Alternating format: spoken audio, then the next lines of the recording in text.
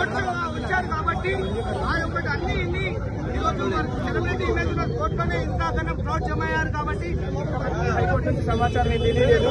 సమాచారం కోసం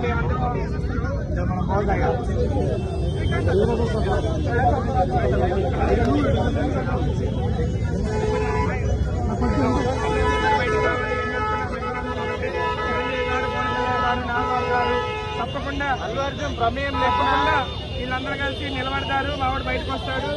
అన్యాయం ఎవరికైనా వాళ్ళకి దానికి న్యాయం జరిగిద్దని మేము ఆశిస్తున్నాం. ప్రభుత్వం తీరుని ఎట్లా ప్రభుత్వం తీరెట్లండి.